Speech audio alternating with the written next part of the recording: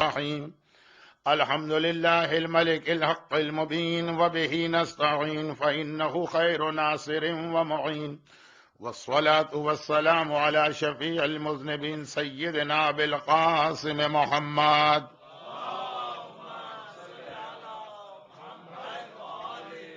وآله الطيبين الطاهرين سيما على بقية الله في الأرضين أجل اللهم له الفرج ولعنة الله على أعدائهم أجمعين أما بعد فقد قال الله الحكيم في كتابه المبين بسم الله الرحمن الرحيم وسيعلم الذين ظلموا أي منقلب ينقلبون.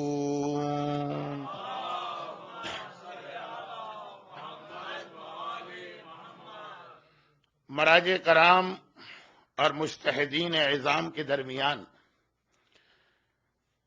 فقہی مسائل میں جو اختلاف ہوتا اور جس کے لیے 2 دن پہلے میں نے عرض کیا تھا کہ ایک ایسی ٹرم استعمال کی جاتی ہے جسے دشمنان اہل بیت نے اپنے ویسٹڈ انٹرسٹ کے لیے کبھی یزید کے لیے استعمال کیا، کبھی اس کے باپ معاویہ کے لیے. تو یہ لفظ ہمارے ہاں بڑا بدنام ہو گیا، خطائے اجتہادی. یہ بالکل اسی انداز سے ہے جس انداز سے لفظ شہید کتنا پاک، پاکیزہ، مقدس لفظ شہید، لیکن اہل بیت کے دامن کو چھوڑنے والوں نے اس لفظ شہید کو بے موقع، بے محل، ایسی جگہ پہ استعمال کیا کہ بدنام ہو کے رہ گیا یہ لفظ. چنانچہ پاکستان کے بعض اخبارات میں ہیڈنگ میں ہی آیا، کراچی میں زہریلی شراب پینے سے 4 آدمی شہید. اب اس لفظ کو اتنا گرایا اور اتنا بدنام کیا، لیکن اس کا مطلب یہ نہیں ہے کہ ہم اس لفظ شہید سے انکار کریں یا اس کی عظمت سے. ایک ایسا ہی لفظ تھوڑا سا ہمارے یہاں بھی تھوڑا سا غلط استعمال ہو جاتا ہے. بہت بڑا لفظ ہے ہماری تاریخ کا، لفظ علامہ، علم سے بھرا ہوا. لیکن خیر، موضوع میرا مختار نامے کے حوالے سے اتنا بڑا ہے کہ میں اس کی وضاحت اس طرف جا نہیں سکتا ہوں. خطا اجتہادی یعنی پوری سنسیئرٹی اور آنےسٹی کے ساتھ ایک مسئلے پر جس کے 2 پہلو ہوں غور کرنا، اللہ، رسول اور امام کو درمیان میں رکھتے ہوئے پوری آنےسٹی کے ساتھ، سنسیئرٹی کے ساتھ پھر ایک رائے قائم کرنا. اس میں یہ ہو سکتا ہے کہ بہرحال ڈفرینس آف اوپینین ہو جائے. یہ عقیدے میں نہیں چلتا، عقیدے میں خطا اجتہادی نہیں ہوتی. امام برق کے سامنے آنے والا کبھی نہیں کہہ سکتا کہ میں خطا اجتہادی کی وجہ سے غلطی کر گیا ہوں. امام برق چمکتا ہوا سورج ہے، اس کے بارے میں کوئی نہیں کہہ سکتا کہ ڈفرینس آف اوپینین ہے کہ سورج نکلا ہے کہ نہیں نکلا. یہ فقہی مسائل اور جزئیات کے اندر یہ ہوتا ہے. مختار نامے میں مختار اور سلیمان ابن سرد خزائی کے درمیان بھی ایک ایسا ہی اختلاف ہو گیا جس کے نتیجے میں مختار کا جہاد 2 سال ڈیلے ہو گیا. مگر اس منزل پر تو شاید آج ہم اپنی تقریر کے آخر میں پہنچے ہیں. اسی کے حوالے سے ایک چھوٹی سی بات اور، اسلام کاموں کو بے ترتیبی کے ساتھ انجام نہیں دینا چاہتا. غالباً دنیا میں جتنے سسٹم، اس میں اسلام واحد نظام ہے کہ جس میں ہر چیز میں اتنے آرگنائز طریقے سے کام کرنے کا مومن کو حکم دیا گیا. دیکھیے، جارج برنارڈ شاہ کا جملہ بالکل صحیح ہے کہ جب نظریے پہ غور کرتا ہوں یا تھیوری پر تو اسلام سے بہتر کوئی نظریہ نہیں ہے. دل چاہتا ہے ابھی کلمہ پڑھ لوں. اور جب مسلمانوں کو دیکھتا ہوں اسلام کا پریکٹیکل اسپیکٹ، تو اس سے بدتر کوئی مذہب نظر نہیں آتا. دل چاہتا ہے کبھی اس کے قریب بھی نہ ہو. یہ مسلمانوں کی غلطیاں جو خود دین کو بدنام کرنے کا سبب بنتی. روایت میں یہ 2 چھوٹے جملے بیان کر کے پھر یہ بتاؤں کہ آخر مختار نامے کے شروع میں یہ دو باتیں میں نے کیوں عرض کی؟ خاص طور پہ یہ دوسری بات، اس وقت مسلمانوں سے زیادہ بے ترتیب اور افراتفری میں مبتلا کوئی قوم نہیں. کسی کام میں نہ کوئی پلاننگ ہے، نہ کوئی آرگنائز وے سے کوئی کام ہوتا. دو چھوٹی سی بات. آخری وصیت جو مولائے متقیان نے اپنے بیٹوں کو کی، امام معصوم جب اپنے امام معصوم بیٹے کو وصیت کرتا تو بظاہر ایڈریس ان کو کیا جاتا ہے، لیکن اصل میں سنایا پوری امت کو جاتا. اے بیٹا حسن حسین، اوسی کما بے تقوی اللہ و نظم امر کما. یہ وصیت کب کی گئی؟ ابن ملجم کی ضربت کے بعد 21 رمضان کی رات. حسن و حسین بیٹا میں تم دونوں کو وصیت کرتا ہوں کہ ہر کام میں اللہ سے ڈرتے رہنا، اور جو کام کرنا نظم امر کما، بڑے ہی ویل پلانڈ اور ویل آرگنائز طریقے سے کام کرنا. خود مولا کا طریقہ یہ ہے کہ مسجد کوفہ میں ہر نماز کے وقت نیزہ لے کے داخل ہوتے ہیں، اور یہ نیزے کا مقصد صرف یہ ہوتا ہے کہ لوگ نماز کی صفوں میں جب کھڑے ہوں تو علی ان کو بالکل سیدھا ایک لائن بنے، ایسی ایک لائن کے نیزہ زمین پہ رکھ رکھ کے لائن کو سیدھا کرتے ہیں. یہ نماز جماعت خود ہمارے یہاں ایک بہت ہی آرگنائز اور ڈسپلنڈ عبادت ہے، اور ہمیں اس ڈسپلن کی تعلیم دی جاتی ہے. لیکن یہ نماز جماعت کے فلسفے میں جاؤں گا تو بہت لمبی بات ہو جائے گی. آج دنیا میں کتنی کتابیں اس ٹاپک پہ لکھی جا رہی ہیں کہ آپ اپنے ڈیلی روٹین ورک کو کس طرح ایک آرگنائزڈ وے کے اندر انجام دیں. ٹائم مینجمنٹ، وقت کی کبھی کمی نہیں ہوتی. 24 گھنٹے کو کس طرح صحیح طور پہ استعمال کیا جائے، یہ آج پوری ایک سائنس بن کے رہ گئی. کتابیں بھی لکھی جا رہی ہیں، سیمینار بھی ہو رہے ہیں، کورسز بھی کیے جا رہے ہیں کہ میکسیمم بینیفٹ آپ اپنے 24 گھنٹے کا کس طرح سے لے سکتے ہیں. یہ ساری چیزیں اسلام بہت پہلے بتا چکا. آج کل بہت شوق ہوا ہے لوگوں کو سائنس کے ذریعے اسلام کو سمجھانے کا، لیکن سائنس کو اپنی جگہ رکھیے، یہ والی چیزیں جو ہماری پریکٹیکل لائف میں کام آنے والی. چنانچہ جس وقت مختار نے کوفے کے قرآن پڑھانے والے اس ٹیچر سے یہ وعدہ لیا کہ ایک بس میری خدمت کر دینا، وہ میں اپنے پرسنل مقصد کے لیے نہیں کہہ رہا ہوں، مجھے آل محمد کے خون ناحق کا انتقام لینا. کسی طرح سے کاغذ و قلم مجھ تک پہنچا دینا، 2 لائنیں لکھنا، کوئی بہت بڑے سائز کا پیپر نہیں چاہیے جسے ہم پاکستان میں فل اسکیپ اور اپنے ملک میں A4 سائز کہتے ہیں. نہیں، چھوٹا سا روکا. غالباً یہ پرچہ بھی زیادہ بڑا ہوگا، اس سے بھی چھوٹا مختار کو چاہیے صرف 2 لائنیں لکھنا. اور یاد رکھنا کہ یہ ایک ایسی خدمت ہے جو تم میرے لیے نہیں کر رہے. اگر یہ خدمت انجام دو تو آل محمد کے معلم، ٹیچر، جس کا نام کتابوں میں 2 الگ الگ نام ہیں، لیکن ہم اس کا نام عمیر، ان میں سے ایک نام لے لیتے ہیں. یہ میں اس لیے کہتا ہوں کہ بہت سارے علماء، میں تو ایک اسٹوڈنٹ، بہت سارے علماء مختار نامہ پڑھتے ہیں. ہو سکتا ہے کہ آپ کوئی اور نام سنیں. بہت سارے علماء نے مختار کے حالات پہ کتابیں لکھی، تو آدھوں نے یہ نام لکھا تو آدھے علماء نے دوسرا نام لکھا. تو اس کی وجہ سے کنفیوز نہ ہوئیے، میں شروع میں ہی بتا دوں کہ ہاں 2 الگ نام. ہاں یہ بات طے ہے کہ قبیلہ بنو حمدان سے تھا، جو ویسے ہی محبان اہل بیت کا قبیلہ مانا جاتا ہے، حمدانی. عمیر حمدانی بوڑھا آدمی، اب تو ریٹائرمنٹ کی اس کی ایج ہے، کوفے کی 3 جنریشن کو قرآن پڑھا دیا.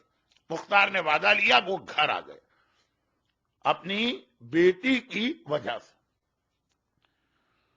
ابن زیاد نے اس کو رہا کرتے وقت ایک تھریٹ کیا تھا کہ دیکھو آج تو میں اپنی بیٹی کی وجہ سے چھوڑ رہا ہوں، لیکن آئندہ اگر تمہاری اس حوالے سے کوئی کمپلین آئی کہ تم نے کربلا کے کسی سپاہی یا سردار پر لعنت کی یا برا بھلا کا، تو میں اپنی بیٹی کی بھی بات نہیں مانوں گا. معلم گھر آ گیا. اب اس کے بعد سب سے بڑا اس وقت ایک ہی ٹاسک ہے، مختار کو کاغذ اور قلم پہنچانا، پین اینڈ پیپر. پلاننگ، سوچنے لگا کہ کیا طریقہ اختیار کیا جائے۔ یہ تو بالکل واضح بات ہے کہ اس جیل کے اندر یا پریزن میں کوئی آدمی نہیں جا سکتا، وہ جو گارڈ وہاں پر ہیں انہی میں سے کسی کی مدد لینا۔ اب یہ چند ہفتے رہا تھا اس جیل میں، یا کم از کم 3 دن تو رہا، یا اس سے زیادہ۔ اتنا نہیں تو ویسے جو میں بار بار کہہ رہا ہوں، اولڈ از گولڈ، ایکسپیرینس کی اپنی ویلیو ہوتی ہے۔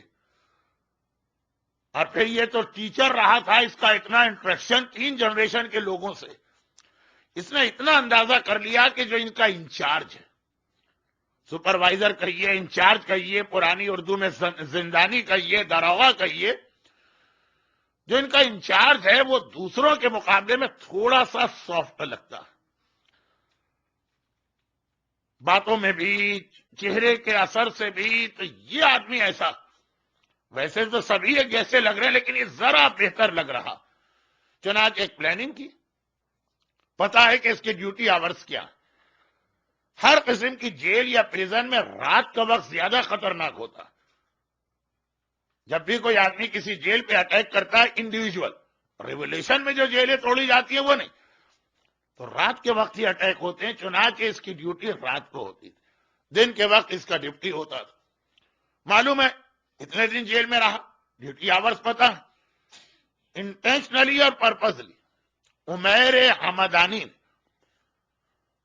1000 درہم لیے، 500 اشرفیاں لی، ایک سلور کوائن ہوتا ہے، ایک گولڈ کوائن، اور ایک دمبا، ایک بکرا، ایک گوٹ، ایک لیم، وہ پورا اس نے ذبح کر کے فرائی کرایا، تھوڑے پھل وغیرہ لیے، اور وہی رات کا وقت جو اس کے ڈیوٹی آورز، جب گھر پہ نہیں ہوگا اس وقت اس کے گھر گئے، دروازے کو نوک کیا، اس کی بوڑھی بیوی پوچھا، اس کی بیوی پوچھا، ہر آدمی کو اپنی بیوی بوڑھی لگتی ہے تو میں غلط کہہ گیا، تو ایک مرتبہ اس نے پوچھا عورت نے کہ کون آیا ہے؟ اب یہ دادا کی ایج کے برابر، پورا کوفہ جانتا ہے، ہر ایک کے بچوں کو پڑھایا، چنانچہ اپنا انٹروڈکشن کرایا کہ میں عمیر ہوں۔ کیوں آئے ہو؟ کہا کہ میں قید خانے میں تھا تو میں نے ایک منت مانی تھی کہ اگر میں یہاں سے رہا ہو گیا تو اس آدمی کی خدمت کروں گا، یہ قید خانے میں اس کا بیہیویئر میرے ساتھ ذرا اچھا تھا، ایٹیٹیوڈ۔ کہا وہ تو نہیں ہے، اس پر ڈیوٹی پہ گئے، کوئی بات نہیں، یہ رکھ لینا اور جب وہ آئے تو اس کو بتا دینا۔ صبح کے وقت وہ اپنی ڈیوٹی کمپلیٹ کر کے آیا، دیکھا گھر سامان سے بھرا ہوا، یہ بکرا، یہ گوسفند یا دمبا کہاں سے آیا، یہ درہم و دینار، یہ پھلوں کی ٹوکریاں۔ کہا کہ وہ جو بوڑھا آدمی ہے عمیر، اس کی کوئی منت تھی، وہ دے کے گیا، خیر کوئی بات نہیں۔ اگلی رات کو پھر اسی وقت اسی طرح سے سب بھر کے لے آئے، کہا کہ میری ایک منت تھی، اس کو پورا کر رہا ہوں۔ نیکسٹ مارننگ پھر اس نے آ کے دیکھا، کہا کہ نہیں، کیونکہ منت نہیں لگتی، ایسا لگتا ہے اس سے مجھ سے کوئی خاص کام ہے، لیکن ہے بڑا شریف اور اچھا آدمی کہ اس انداز سے وہ کانٹیکٹ کر رہا۔ تیسری رات کو یہ ڈیوٹی پر گئے ہی نہیں، چھٹی لے لی۔ اب وہ معلم تو اپنے حساب سے یہی سوچ کے آیا کہ آج بھی وہ نہیں ہوگا، ذرا ایک تعلقات بنانا ہے مختار کی مدد کے لیے۔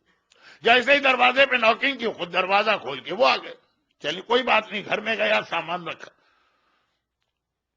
وہ جو انچارج ہے، یہ سپروائزر ہے، جو بھی کریے آپ، داروغہ زندان، جو اس کی پرانے زمانے کی فارسی یا اردو میں اصل ٹیکنیکل ٹرم ہے، داروغہ زندان۔ جب کہا کیوں؟ کہا کہ منت۔ کہا نہیں، یہ منت نہیں لگتی، آپ بیٹھ جائیے، آج تو میں ہوں، کوئی آپ کا کام ہے یہ بتائیے کہ کیا کام ہے۔ اچھا عمیر، وہی بات، ہیزیٹیشن۔ امام کی ایک حدیث ہے جس پر میں اس حدیث کے آدھے حصے پر ابھی یہاں کے عشرے سے پہلے ایک اشرا پڑھ کے آ رہا ہوں۔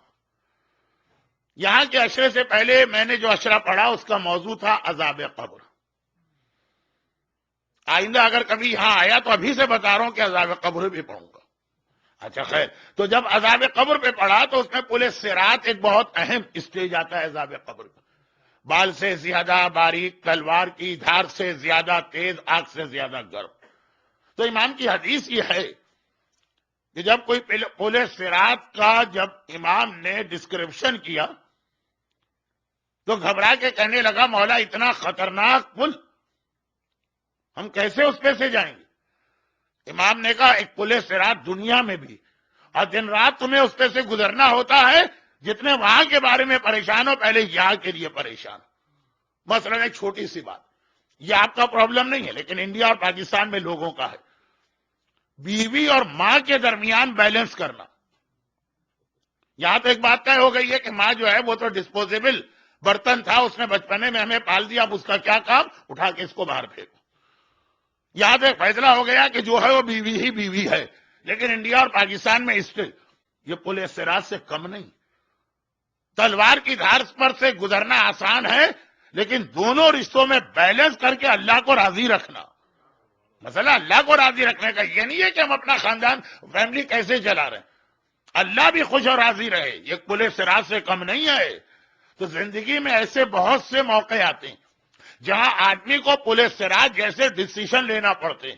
عمیر کا بھی اس وقت ایسا ہی مسئلہ۔ دیکھیں اب یہی چیزیں ہوتی جسے میں پھیلا دیتا ہوں تو 5 دن کا مختار نامہ 25 دن میں بھی انکمپلیٹ رہتا۔ اگر میرے پاس زیادہ دن ہوتے تو میں اتنا جملہ کہہ کے آگے نہیں بڑھتا، پریکٹیکل لائف میں سے کتنی ایگزامپل آپ کو دیتا، وہ ہے پل صراط۔ لیکن اب وقت اتنا نہیں ہے، چنانچہ عمیر ایک طرف دل کہہ رہا کہ مختار کو خدمت دینا ہے تو کسی نہ کسی سے تو کانٹیکٹ کر کے دل کی بات بتانا ہوگی، ایسے ہی اتنا اوور کوشش ہو کے بیٹھے رہے تو ایسے تو کام نہیں چلے گا، زندگی گزر جائے گی، کچھ بھی نہیں ہوگا۔ دوسری طرف جب تک کہ سامنے والے کو جج نہ کرو کیسے بات کہہ دو، ہو سکتا ہے یہ ابن زیاد کا اسپائی ہو یا بہت ہی سنسیئر فالوور، اور ابھی بات زبان سے نکالی میں بھی مارا گیا۔ اب عمیر مرنے سے اب نہیں ڈر رہے، لیکن مختار کی مدد کرنا اب بہت ہی زیادہ ہیزیٹیشن میں کیا کروں۔ ایک چانس بن بھی رہا ہے کہ یہ خود کہہ رہا ہے کہ تمہاری کوئی ضرورت اور حاجت لگتی ہے بتاؤ، اور ڈر بھی لگ رہا ہے کہ ٹائم سے پہلے بتا دیا، یعنی یہ آدمی صحیح نہیں تھا جس کو بتا دیا۔ وہ سمجھ گیا مجھے انچارج ہے، کہنے لگا کہ خدا کی قسم اپنی بات بتاؤ، اگر میں نہ بھی کر سکا تو تمہارا سیکریٹ اور راز کسی اور کو نہیں بتاؤں گا۔ مگر عمیر تجربے کار آدمی ہے، قسم کھانے والے کی قسم پہ ہمیشہ بھروسہ نہیں کیا جاتا، جتنا بڑا فراڈیا ہوتا ہے اتنی بڑی قسم کھاتا۔ تجربے کار ایکسپیرینس آدمی ہے، معلوم ہے کہ خالی اتنی سی بات سے ایموشنل نہیں ہونا۔ کہا رسول خدا کی قسم بتاؤ تو صحیح، اگر میں مدد نہیں کر سکا، میرے اختیار میں نہیں رہا، میرے پاور نہیں ہوئے، تب بھی تمہارا راز اس سینے میں رہے گا۔ کوفے کے ماحول میں جب تیسری قسم اس نے کھائی، وہ دیکھ رہا ہے کہ عمیر ہیزیٹیشن میں، یعنی لگ رہا ہے کہ کچھ کہنا چاہ رہے اور کہہ نہیں پا رہے۔ کہا تمہیں صاحب غدیر جناب امیر کی قسم، بتاؤ تو صحیح تمہارا راز کیا۔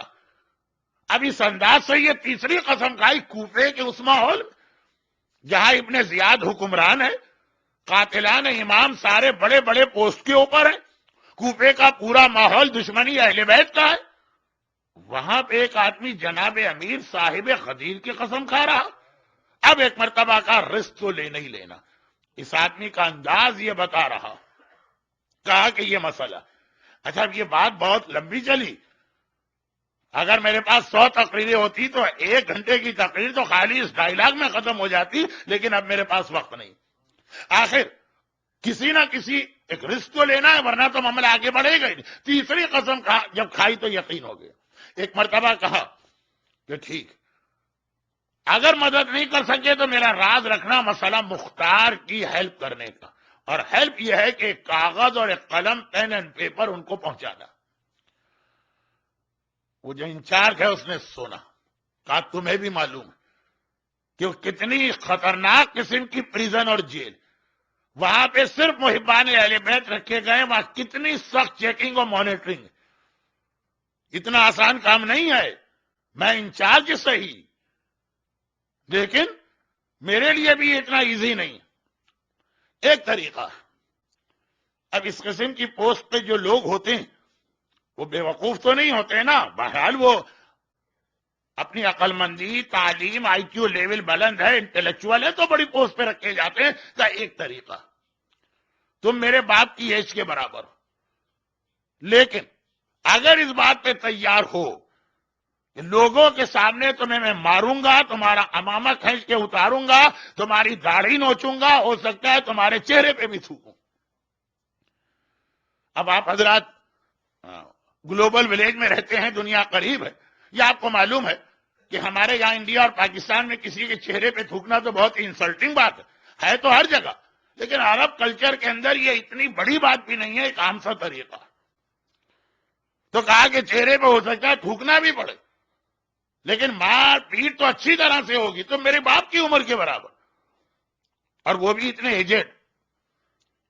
چکرا گیا عمیر، کہا کہ اس کا میرے پرابلم سے کیا تعلق؟ کہا ہے تعلق.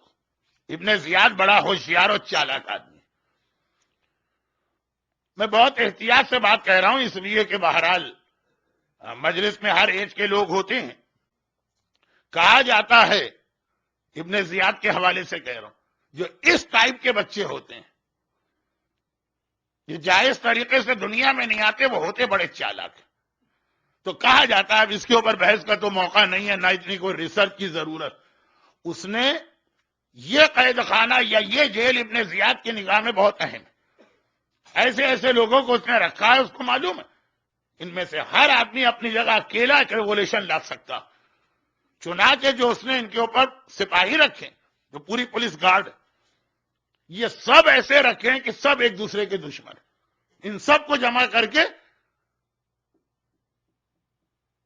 ایک فوج بنائی، ایک پولیس گارڈ بنائی اور اس کو وہاں پہ رکھا ہے تاکہ ہر آدمی دوسرے کو بھی مانیٹر کرتا رہے، سب ایک دوسرے کے دشمن، تاکہ اگر کوئی آدمی ذرا سے بھی کسی کی حمایت کرے تو باقی جتنے سپاہی ہیں، مثلا 100 ہے تو 99 اس کو دیکھ رہا ہوں کہ وہ کیا کر رہا ہے.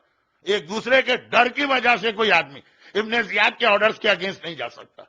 یعنی ان کی پرانی دشمنیاں ہیں، قبیلوں کی دشمنیاں، کوئی ان لوگوں کو چھانٹ چھانٹ کے رکھا. اس طرح تو مختار نامہ کبھی ختم نہیں ہوگا. تو کہہ رہا کہ اب یہ ہم لوگوں کا طریقہ بن گیا، جیسے بعض مومنین کا بھی یہ طریقہ ہو جاتا ہے جب کسی سے دشمنی، کہ اگر میں کوئی بات کروں گا تو 99 بات کو دیکھیں گے بھی نہیں کہ صحیح یا غلط. میں نے کہا وہ سب اس کی مخالفت کریں گے. ان میں سے کوئی ایک بات کرے گا تو خالی میرا نہیں، سب کا یہی پرابلم. تو اب کرنا یہ کہ کل تم میرے ڈیوٹی آورز میں اسی طرح سے کھانے پینے کا سامان لے کے آنا، اور یہ کہہ دینا کہ میں نے ایک منت مانی تھی کہ اگر میں قید سے رہا ہوا تو قیدیوں کو کھانا کھلاؤں گا.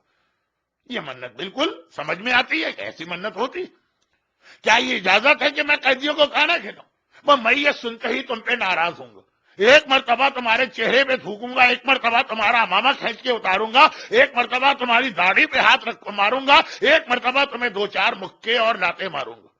اتنے بوڑھے آدمی یہ میں کروں گا، اور چیختا ہوا کہوں گا کہ اے بڈھے، میری جان کا دشمن ابن زیاد کو پتا چل گیا تو مجھے فوراً پھانسی پہ چڑھا دے گا. منت پوری کرنے آیا ہے کہ میری موت کا سامان لے کے آ. اتنا میں ناراض ہوں گا. فقط میری دشمنی میں 99 کہیں گے کہ نہیں نہیں بھائی اس کی بات مان لو. غور کیے بغیر کے بات کیا ہے، کیونکہ میں اتنا اگینسٹ ہوں اس لیے وہ فیور کریں. یہ طریقہ ابن زیاد ایک ایسا چھانٹ چھانٹ کے اس نے لوگ رکھے. اگر میں کوئی فیور کی بات کروں لوگ اگینسٹ ہوں گے، میں اگینسٹ بات کروں لوگ اس کے، اس وجہ سے کہ وہ دیکھیں گے میں ان کا سپروائزر صحیح، ان کا انچارج صحیح، لیکن ان کا دشمن. اس کے لیے تیار ہو. عمر نے کہا اس سے میرا کام ہو جائے گا. کہا ہو جائے گا. جب 99 تمہارا ساتھ دیں گے تو پھر چلے جانا جیل میں، وہ خود ہی تمہیں لے کے جائیں گے. این اس موقع پہ رات ختم ہو گئی. مسجد میں اذان کی آواز آئی. رات ختم ہوتے ہی اذان ہوتی ہے. چنانچہ لوگ خاموش ہو گئے. یہ اسلام کے چھوٹے چھوٹے احکامات ہیں، اس کی پابندی کریں، اس کے بھی بینیفٹ ہوتے ہیں. لوگ تو بڑے بڑے احکامات کے بینیفٹ ڈھونڈتے ہیں. مولانا داڑھی کیوں رکھے، کوئی بینیفٹ تو بتائیے. مولانا حجاب کیوں کرے، کوئی فائدہ تو بتائیے. مولانا گانا کیوں چھوڑے، اس کا کیا فائدہ. چھوٹے چھوٹے اسلام کے احکامات. اگر اتنا کہا جائے کہ واش روم میں جاؤ تو پہلے الٹا پیر لے کے جاؤ، اور مسجد میں آؤ تو پہلے سیدھا پیر لے کے آؤ، اس میں بھی کوئی بینیفٹ ہے. اب جیسے ہی اذان و اذان کے موقع پہ بات چیت کرنا اسلام میں بہت ہی شدید مکروہ، حرام کی بات تو نہیں کہے گا لیکن مکروہ، چنانچہ لوگ خاموش ہو، اذان ختم ہوئی، لوگ گھروں سے نکلے، اب جو باتیں بہت آہستہ آہستہ ہو رہی۔ اس کے بعد والی بات جو تھی، سمجھیے کہ ایک دوسرے کے کان اور منہ ایک دوسرے کے ملا کے بات کر رہے ہیں۔ عمیر نے کہا لیکن بہرحال چلو یہ کھانا بھی میں لے جاؤں گا، کوئی بات نہیں، 4000 آدمیوں کے لیے کھانا لے جانا آسان کام نہیں ہوتا، چلو یہ خرچہ بھی برداشت کروں، مسئلہ کیسے حل ہوگا؟ کہا کہ ان میں سے ایک روٹی پکاتے وقت کاغذ کا ٹکڑا اس کے اندر رکھ دینا چھوٹا سا، اور وہ جو تم کھیرے ککڑی لاؤ گے کوکمبر، وہ تو آج بھی عرب کے کلچر میں بہت اہم، چھوٹا سا پین اس کی کسی کاٹ کرے کھیرے یا ککڑی یا کوکمبر کو اس میں ڈال دینا، اور جو ڈرائی فروٹ لے کر آؤ گے اخروٹ اور بادام، اس کے شیل میں سوراخ کر کے تھوڑی سی انک رکھ دینا۔ اب اسے کوئی دل اس میں ہوشربا یا داستان امیر حمزہ تو لکھنا نہیں ہے مختار کو، وہ تو ایک لائن کا جملہ لکھنا، اور جب تقسیم کر رہے ہو کھانا تو یہ والی چیزیں خاص طور پہ مختار کو دے دینا۔ اب یہ تمہارے اوپر، یہ تینوں کام مشکل نہیں ہے، لیکن یہ مشکل ہے کہ 4000 کی تقسیم میں جو اصل چیزیں وہ مختار تک پہنچے۔ عمر نے کہا وہ کوئی پرابلم نہیں، طے ہو گئی بات۔ آخری جملے بہت آہستہ آہستہ کہے گئے اذان کی وجہ سے۔ اگلا دن ایز اٹ از، عمر آدھی رات کے وقت قید خانے میں پہنچے اور وہی پوری گاڑی بھر کے آ رہی ہے، 4000 آدمیوں کا کھانا لے کے جا رہے ہیں، وہی سب کچھ ہوا۔ دروغہ نے دیکھا اور اس طرح دیکھا جیسے کوئی بالکل نیا آدمی ہو، اور کیوں آئے ہو تو کہا کہ ایک منت ہے قیدیوں کو کھانا کھلانا ہے، اور پل پڑا ان پر، اور حمامہ اتارا اور جوتے مارے اور چہرے پہ تھوکا اور داڑھی پہ ہاتھ مارا، 2 مکے مارے اور 4 لاتے ماری، سب کچھ ہوا فقط اس لیے کہ ہمارا کمپیٹیٹر اس کو مار رہا ہے، 99 خود بخود ان کے فیور کرنے لگے۔ کبھی اکثر ایسا ہوتا، چونکہ ہماری دشمن کا دشمن دوست ہوتا ہے، وہ جو ایک بہت ہی مشہور مولا کا فرمان ہے وہی ہو گئے۔ پالیٹکس میں بھی دیکھیے کتنے ملک صرف اس لیے آپس میں ایک دوسرے سے ہاتھ ملا لیتے ہیں، جو ایک دوسرے کے جانی دشمن ہے وہ تیسرے کے خلاف کام کرنا۔ اور عرب دنیا کی پالیٹکس میں جائیے تو ایران اور عراق کی شیعہ حکومت کے خلاف جو ہو رہا، کیسے کیسے لوگوں نے ایک دوسرے سے ہاتھ ملایا ہے، یہ تو بہرحال مختار نامے میں ہمیشہ یہ چیزیں بتاتا ہوں، کرنٹ ایشوز، ٹائم نہیں ہے اس لیے ذرا سا آگے بڑھ رہا ہوں۔ اور غالباً مجمع کو بھی ان چیزوں سے اتنا انٹرسٹ نہیں ہے۔ اب یہ ہوا کہ دشمنی میں وہ خود بخود اس کے دوست بن گئے، چنانچہ سب نے انٹرفیئر کیا۔ کچھ لوگ بلا وجہ بھی انٹرفیئر کرتے ہیں، جیسے ایک آدمی نے دوسرے سے کہا میری بات مانو ورنہ ایسا مکہ ماروں گا تمہارے 34 دانت توڑ دوں گا۔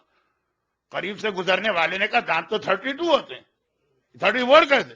کہا مجھے پتا تھا تم بولو کہ 2 دانت میں نے تمہارے بھی اس میں شامل کر لیے۔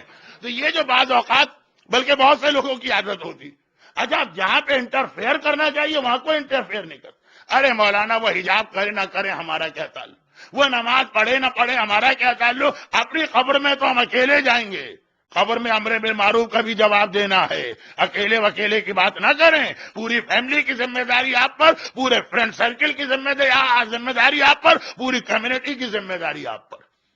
1-2-4 جملے تو سن لیا کریں، چاہے آپ کو مختار نامے میں یہ پسند نہ ہے، مگر اسی کا نام مختار نامہ غرضی کہ 99 نے فیور کیے، اور جب ایک اکیلا سامنے 99، تو اب یہ ذرا سا پریشر میں آ گیا، سارا کا سارا پریٹینڈ کر رہا۔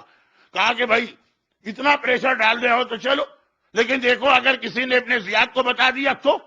انہوں نے کہا ارے ہم سب مل کے یہ کام کر رہے ہیں تو کون بتائے گا اپنے زیاد کو؟ چنانچہ جیل کا لاک کھولا گیا، اور اب یہ کھانا اندر اسمگل ہو رہا ہے کہ بس این اسی موقع پہ ابن زیاد گھوڑا دوڑا تھا وہ رات کے 12 بجے آ گیا۔ یہ کیا ہو گیا؟ ابن زیاد اس وقت کہاں سے آ گیا؟ راتوں کو سونے والے یا شراب کے نشے میں ڈوبنے والے لوگ، اور ابن زیاد آتے ہی پہلے تو اسی جو انچارج ہے اس کے اوپر پل پڑا۔ کیا سمجھ رکھا اتنی بڑی حکومت چلا رہا ہوں، مجھے پتہ ہی نہیں کہ کیا ہو رہا، آج تمہیں نہیں چھوڑوں گا، میرے دشمن کی مدد کر رہے۔ اب غصہ کر رہا۔ اب یہ دروغہ ایک مرتبہ کہا کہ حاکم ہوا کیا، 2-4 جملے تو تعریف کے کہنا پڑتے ہیں نا ایسے موقعوں پر۔ آپ ایسے حاکم، اتنے سمجھدار حاکم، اتنے انصاف والے حاکم، جو سزا چاہے دیجیے، لیکن پہلے بتائیے میری غلطی کیا ہے.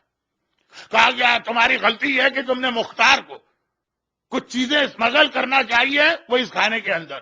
کہا نہیں نہیں، دیکھیں بوڑھا آدمی آپ جانتے ہیں نا. کہاں جانتا ہوں، 4 دن پہلے میری بیٹی اس کی سفارش لے کر آئی تھی عمیر کی. کہا کہ یہ جیل میں رہا، یہ اتنی خطرناک جیل ہے، یہ بھی آپ کو پتا ہے، آپ ہی نے بنائی. اس نے منت مانی، آج منت پوری کرنے آیا، سارے قیدیوں کے لیے کھانا لے کے آیا. ابن زیاد نے کہا لیکن وہ جو منت میں یہ بات تھی کہ مختار کی مدد کی جائے گی، انہیں پین و پیپر دیا جائے گا.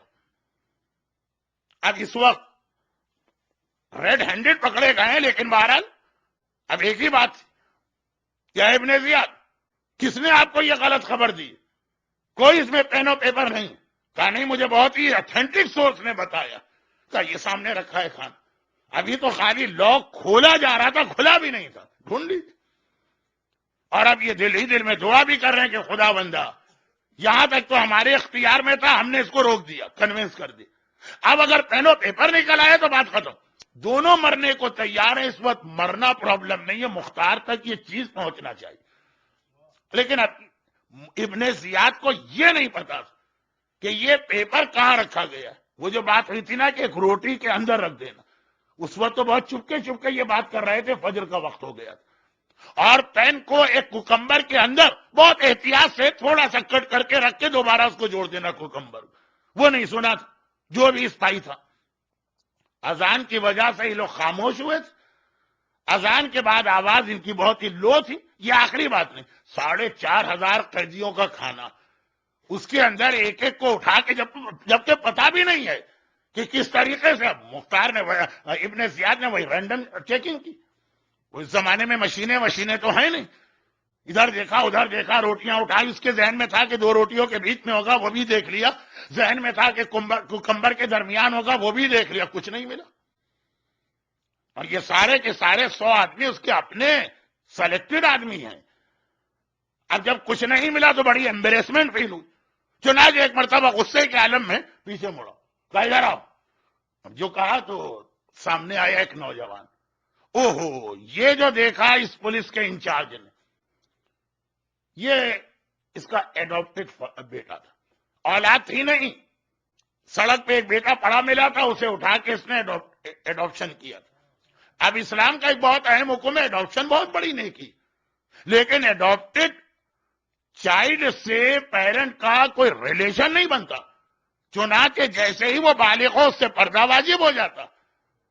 اب پردہ واجب تھا، لیکن آپ بھی دیکھیے گا کہ جہاں جہاں ایڈاپشن ہوا ہے وہاں لوگ کہتے ہیں مولانا یہ کیسے ممکن ہے؟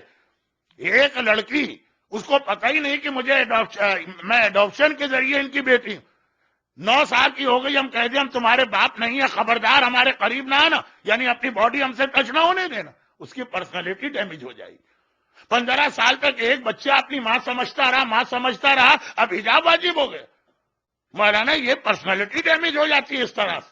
تو پہلے سوچنا چاہیے، پلاننگ. اس کو میں نے کہا کہ شروع سے ہی یہ چیز نیکی ہے، اجازت ہے، مگر جو شریعت ہے وہ اپنی جگہ ہے. عام طور پر اس قسم کے جو ابیوز کے واقعات ہوتے ہیں وہ گھر کے ان رشتہ داروں کی وجہ سے ہوتے ہیں جو محرم نہیں ہے. ہم نے زبردستی ان کو محرم بنا دیا.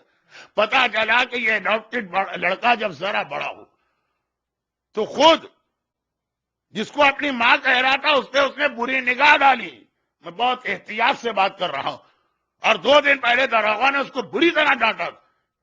ہم نے تمہیں پالا، یہ تمہاری ماں، اور گھر کے اندر ہی تم نے فضول باتیں شروع کر دی. چنانچہ اس کو ریونج لینا تھا. اس نے جب دیکھا کہ آج میرے باپ نے آف لیا بغیر کسی ریزن، اور اتنی لمبی میٹنگ ہو رہی ہے، تو وہ چپکے سے کان لگا کے سن رہا.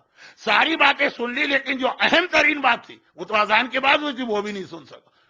ابن زیاد کے پاس جا کے اس نے فوراً یہ رپورٹ دے دی، جسے اردو میں لگائی بھجائی کہتے ہیں، عربی میں ہمزہ لمزہ کہتے ہیں. ویل لکل ہمزۃ لمزہ، تباہی اور عذاب اور جہنم ہو ادھر کی بات ادھر لگانے والے پر. اب ابن زیاد ایک ایمبیرسمنٹ فیل کر رہا ہے. بھائی اتنے خیز و غضب کے عالم میں آیا، ساری میں نے تلاشی لی، کچھ نہ نکلا. اس کو بلائے، جیسے ہی دیکھا اس نے پہچان لی. کہا اے ابن زیاد، اس کی بات پہ بھروسہ کیا؟ ارے یہ تو سڑک پہ پڑا ہوا بچہ تھا، میں نے ہمدردی کی، یہ بڑا ہوا اور اس نے اسی طرح میری بیوی پہ بری نگاہ ڈالی، 2 دن پہلے میں نے اس کو ڈانٹ دیا۔ ابن زیاد غصے کے عالم میں آ گیا۔ یہ بھی ہیومن نیچر کا ایک عجیب قسم کا کنٹراڈکشن، غصے کے عالم میں آ گیا، تلوار نکال کے اس کی گردن اڑا دی۔ آدھی رات کو لے کے آیا سپاہیوں کے سامنے، اس نے مجھے ذلیل کیا، قتل کر دیا، لیکن کیا جملہ کہہ کے قتل کیا۔ اوہو، کہتا کیا؟ ایک بے گناہ کا خون میرے ہاتھ سے کروانے جا رہے تھے، اگر یہ داروغہ مارا جاتا ایک بے گناہ کے خون کا ابن زیاد کو اتنا خیال۔ عراق کے ایک بہت ہی مشہور اہل سنت کے عالم کا واقعہ اس زمانے کا، جب کربلا کا واقعہ ہوا، کہ ایک بار شام کے کسی آدمی نے جا کے، شام مانے سیریا، ان سے پوچھا بھائی میں نے نماز پڑھی، نماز کے بعد دیکھا کہ میرے کپڑوں پر مچھر کا خون لگا، کیا اس خون کے ساتھ نماز ہو جاتی ہے کہ نماز مجھے ریپیٹ کرنا؟ مسئلہ پوچھا گیا، رونے لگے، سر پیٹنے لگے۔ لوگوں نے کیا کہا، کیا ہوا؟ کہا مچھر کا خون کپڑے پہ لگ گیا تو اتنے پریشان ہو، اور رسول اللہ کے بیٹے کا خون کیا اور کبھی آ کے نہ پوچھا کہ اتنا بڑا گناہ ہو گیا، اس کی اب معافی کیسے ہوگی؟ مچھر کے خون میں احتیاط کرنے والے فرزند زہرا کا خون کرے اور سوال تک نہ کرے پلٹ کر۔ دیکھیں یہ ہوتا ہے دشمنان اہل بیت کے اندر ایک حماقت والا تقوی۔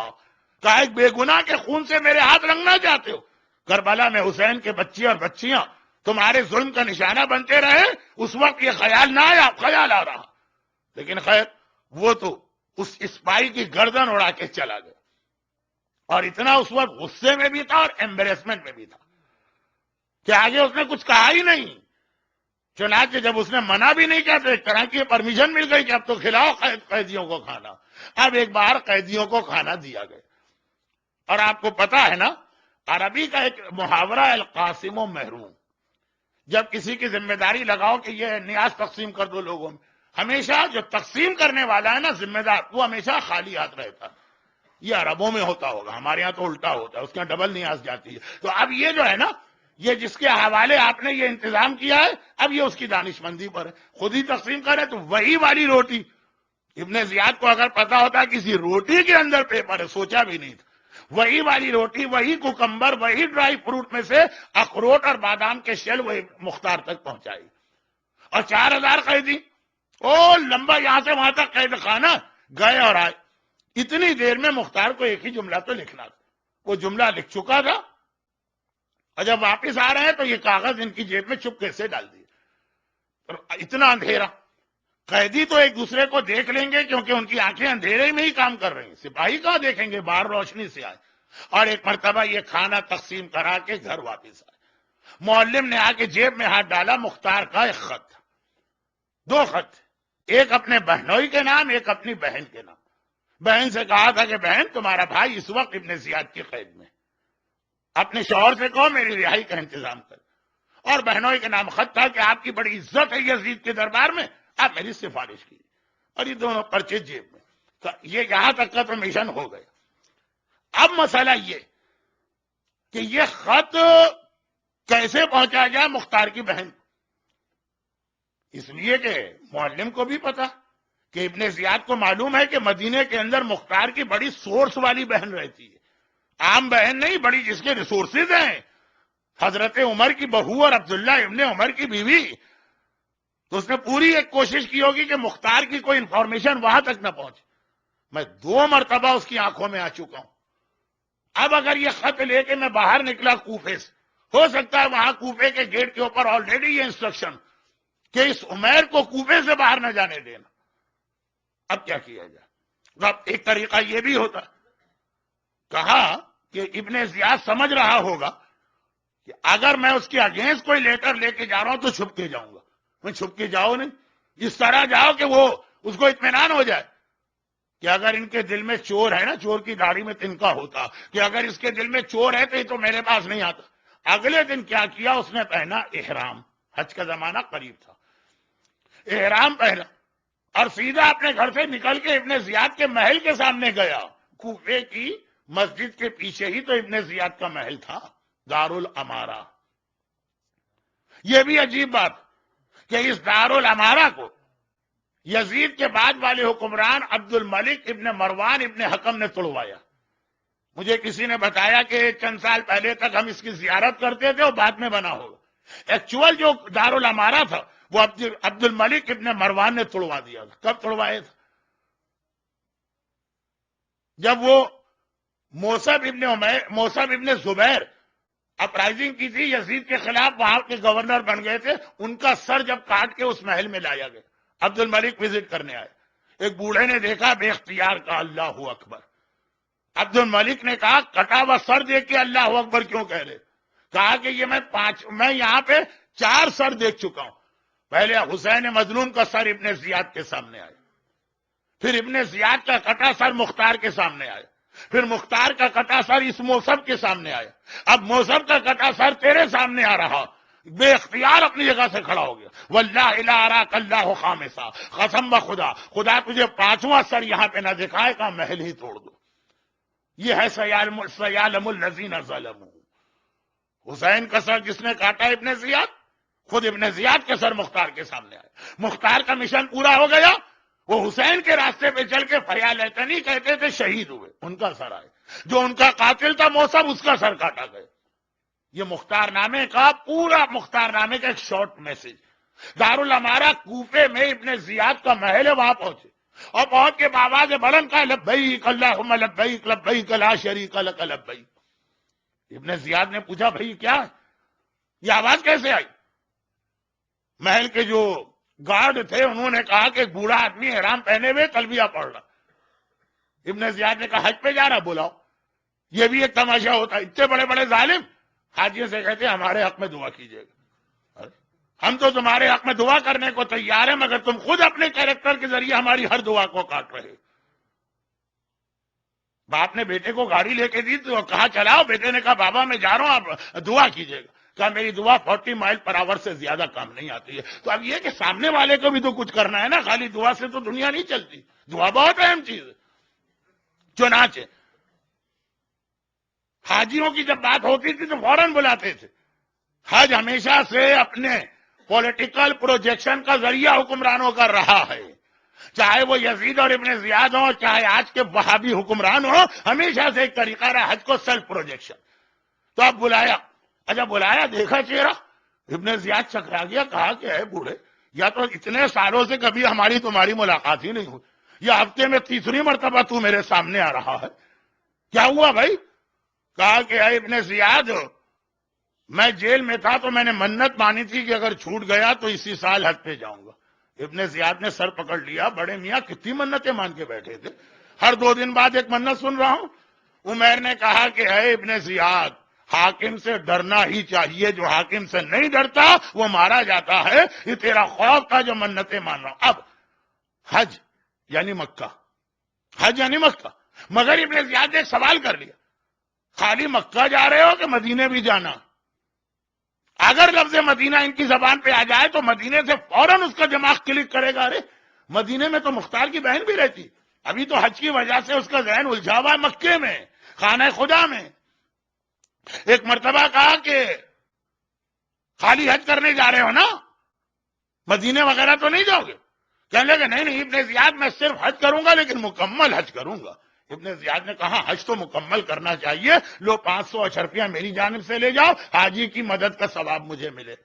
وہ بھول گیا کہ مکمل حج میں یہ کیا کہے گے. جھوٹ بھی نہیں بولے، مدینے کا نام بھی لے لیا، نام زبان پہ بھی نہیں آیا. حج مکمل ہی اس وقت ہوتا ہے جب اللہ کے گھر کا طواف کرو اور روضہ رسول کی زیارت کرو. یہ مکمل حج کر کے بتا دیا، جھوٹ بولے بغیر کہ میں مدینے بھی جا رہا ہوں. لیکن وہ ابن زیاد کون سا فقہی مسائل کا ماہر، کون سا وہ توضیح المسائل پڑھا ہوا، اس کا تو ذہن بھی نہیں گیا. مومنین کے ذہن نہیں جاتے. تو اب یہ نکلے اور پہنچے مدینہ. جب مدینے پہنچے دوپہر کا وقت، مختار کی بہن صفیہ اور ان کی بیٹیاں عبداللہ ابن عمر نے کھانا پکوایا، آج اب بلا رہے ہیں. صفیہ کہہ رہی ہے کہ نہیں اب میرا دل کھانے میں نہیں لگتا، اتنے دن ہو گئے میرے بھائی کی کوئی خبر ہی نہیں آئی. جب تک کہ میرے بھائی کی خبر، عبداللہ کہنے لگے کیوں گھبراتی، ہر چیز نارمل ہے. دروازے پہ نوکنگ کی آواز. عبداللہ نے غلام سے کہا دیکھو کھانے کے وقت کون آ گیا. کچھ لوگوں کی ناک بڑی خطرناک ہوتی ہے، یہاں تو خیر یہ رواج نہیں، ہمارے یہاں پاکستان میں بہت رواج. این اس وقت پہنچتے ہیں جس وقت آپ دسترخوان پہ بیٹھے ہیں. تو خلاصہ یہ ہے کہ دیکھو کون آیا. غلام نے جا کے کہا کہ مختار کا قاصد آیا. اب جو بہن نے بھائی کا نام سنا طرف اٹھی, شوہر سے کہا رکھو ایک طرف دسترخوان, جا کے دیکھو. عبداللہ گئے, کہا کیا بات؟ کہا کہ میں کوفے سے آ رہا ہوں, مختار کا میسنجر ہوں, مختار کا پیغام لایا ہوں. عبداللہ نے کہا مختار کس حالت میں؟ کہا مختار تو قید میں, اور بڑی سخت اور خطرناک قید. ادھر بہن سے برداشت نہ ہوا, دروازے اندر کے دروازے پہ نوکنگ کی. عبداللہ کہے کیا بات ہے؟ کہا نہیں تم سے نہیں سنوں گی, اس کو بلا میرے سامنے, میں خود اس سے بات کروں گی. عمیر یہی چاہتے تھے, پتا تھا کہ میں جیسی بھی سٹوری سناؤں گا یہ بہت ہی شارٹ کر کے اپنی بیوی کو بتائے گا. چاہتے تھے کہ ڈائریکٹ بہن مجھ سے سنے بھائی پہ کیا گزر رہی. چنانچہ جب واقعا صرف ایکچوئل فیکٹس بتائے, کوئی فکشن نہیں, جب بتایا یہ حالت ہے, اس طرح سے ہاتھ بندھے ہیں اور بال بڑے ہیں اور قید میں بیٹھے ہیں اور زخموں میں پیپ پڑ چکی ہے, جو کل آپ نے سنا سب کچھ. بہن آج 21ویں صدی کی بہن بھی غالباً تڑپ اٹھے, یہ میں تو شیور نہیں ہوں غالباً, لیکن بہرحال یہ زمانہ تھا جب بھائی بہن میں محبتیں تھیں. چنانچہ بے اختیار رونے لگی, آنسو بہانے لگی, وہاں سے اٹھ کے برابر کے کمرے میں گئی, چادر اتار کے پھینکی, بال نوچے. ماں کو روتا دیکھا, بیٹیاں بھی رونے لگی. عبداللہ ابن عمر نے یہ منظر دیکھا. بڑے بڑے طاقتور لوگوں کو بیویاں جو ہے نا مسکین بلی بنا دیتی, اور پھر تو بہرحال بیٹیاں بھی رو رہی, اور کہا کہ جو میرے بھائی نے خط لکھا ہے اس کے حساب سے ابھی یزید کو خط لکھو اور میرے بھائی کی رہائی کا انتظام کرو جلدی سے.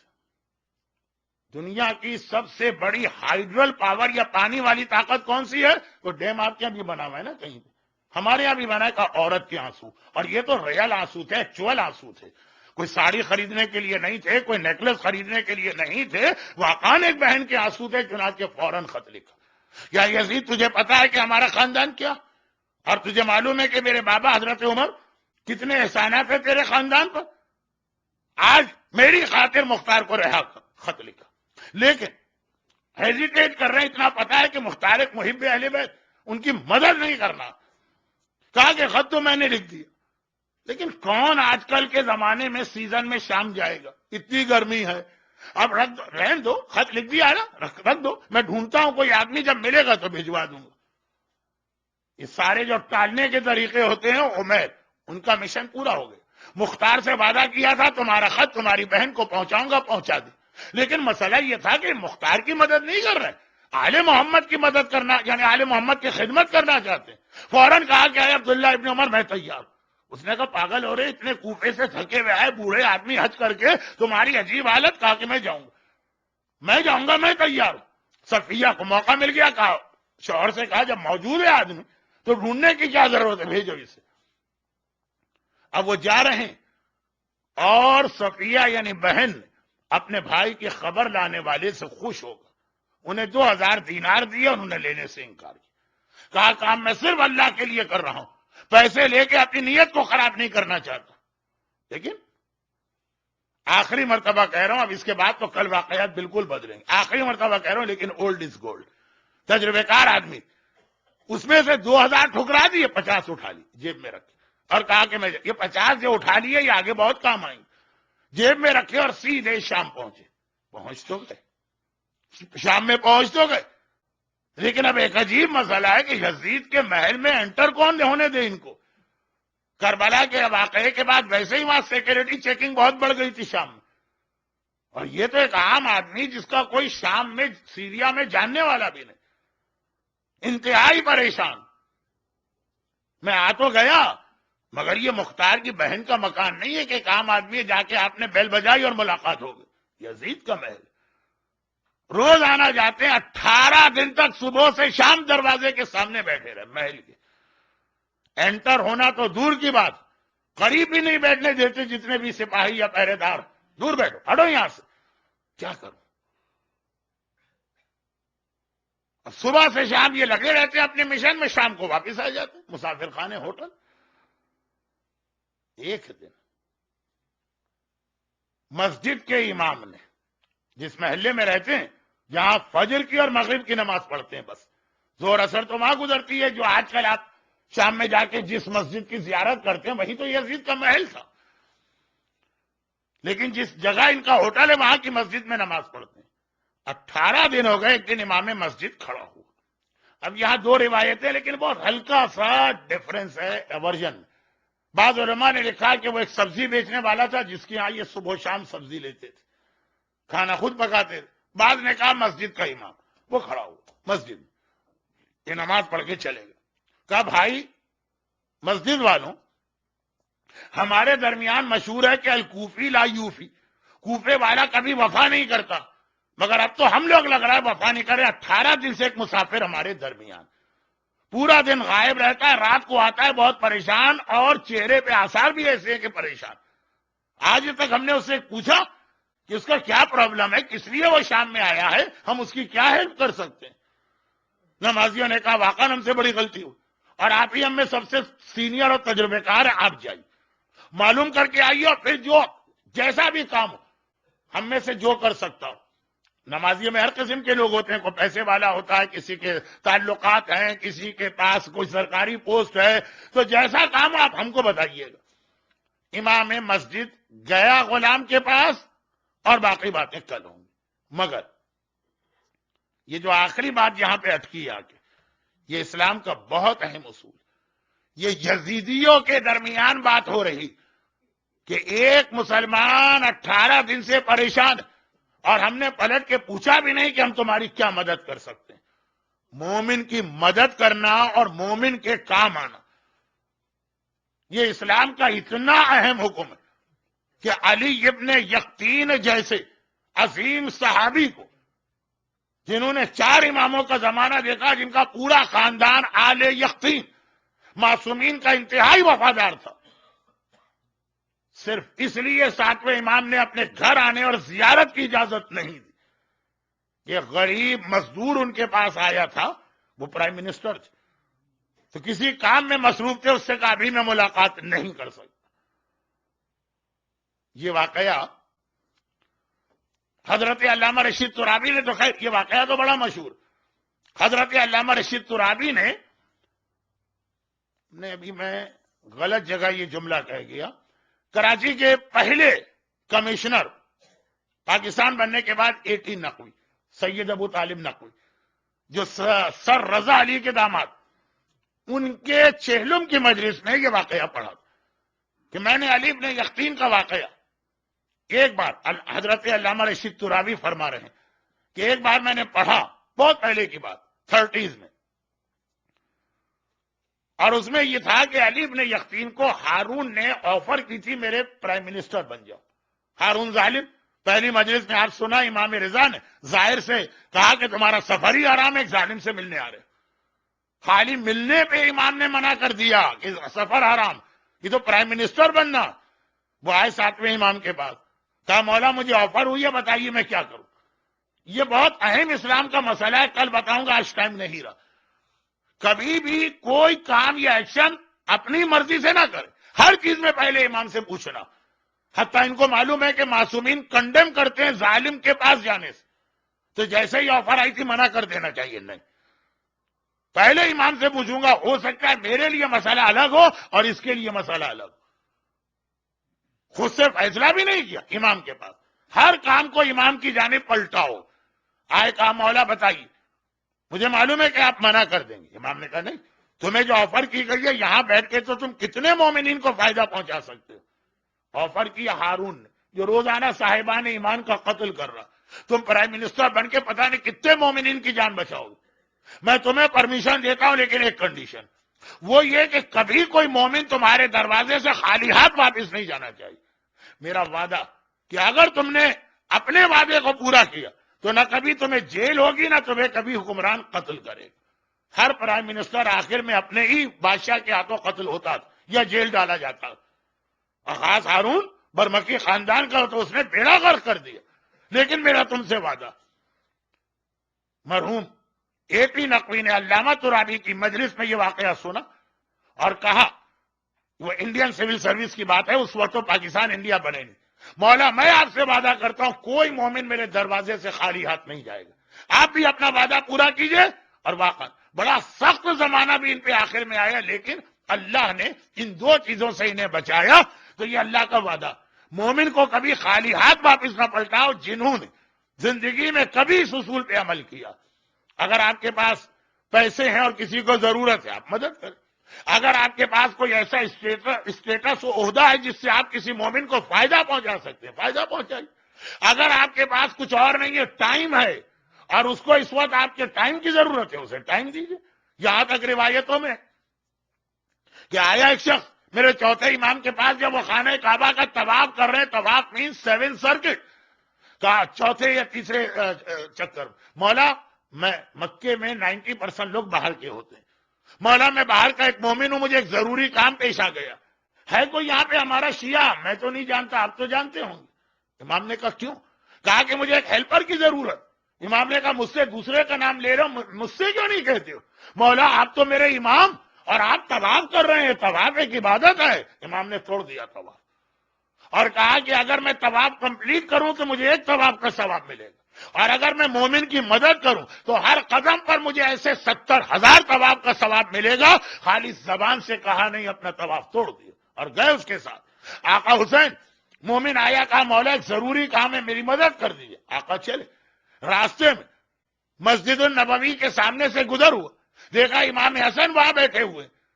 آقا حسین نے اس مومن سے کہا تم اسی راستے سے آئے تھے؟ کہا کہ ہاں. آقا حسین نے کہا تو مصیبت زدہ کو نیئرسٹ کو پہلے بلاتا ہے, دور والے کے پاس بعد میں جاتا. تو جب میرا بڑا بھائی حسن تمہیں نظر آ گیا تو آگے کیوں گئے؟ کہا نہیں, لوگوں نے کہا امام حسن اعتکاف میں بیٹھے.